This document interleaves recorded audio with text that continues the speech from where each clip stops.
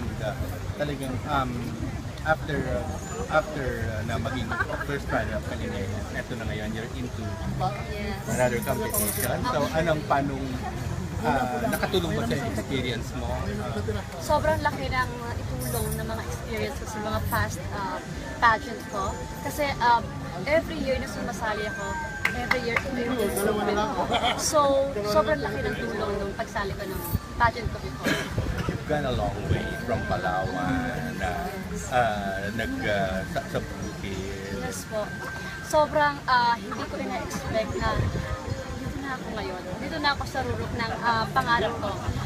Since sa pagiging isang simpleng babae sa probinsya na hindi mo iisipin after ilang years nandito ngayon sa Manila. Ano bang kahirapan mo nung Actually, when I was in third year, nag-mild circumdad ko. Kaya nag-farm ako, nagbubukid ako, naging kasambahay din ako. Actually, may mom is also kasambahay.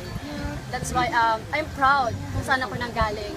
And I think maraming na-inspire sa kwento ko sa mga katulad kong kababaihan na nasa probinsya. And I hope na ako yung magsimula. Saan ka naman sa kasambahay? Yung mama ko since 18 years old, naging kasambahay na siya. So until now, ayun pa rin yung amo niya. And yun din yung pinasukan kong amo. Naging kasambahay Dito ko. sa Manila. Nasa Manila yung ibang family nasa Palawan. Bakit nag-iipa ka ng lugar? Actually, malaking tulong kasi yon.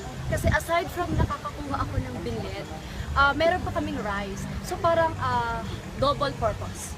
Yun, that's why sobrang happy ako nang kahit na madaling araw na hinihiwalay ko yung ipa sa binlet, okay lang. Kasi sobrang gusto ko makaipon for my family. Actually. So, ngayon ba, do you feel na, ito na, magkaka-level na kayo ditong I hope so kasi lahat naman din ng preparation na ginawa ng ibang candidates, ginawa ko rin naman. And I know in myself na nag-improve na ako rather before. That's why I know I'm prepared. So, hindi ka nakinipang? Hindi pa po. Until nanalo siya until naming mag-pass ng crowds in this world. Yeah, so, hindi ka naman nakaka-ranas ng discrimination from other candidates? Wala naman po. Actually, friendly naman ako sa mga co-candidates ko. And yung skills ko actually, sinishare ko sa mga co-candidates ko. Yun po, sinishare ko. So, yung mga comments ko na para ma-improve din nila yung sarili na based on my experience, sinishare ko sa kanila. Ano mensahe mo sa mga taga-Palawan? Sa mga taga-Palawan, salamat sa support po ninyo sa prayers and para po sa ating lahat ito. Thank you.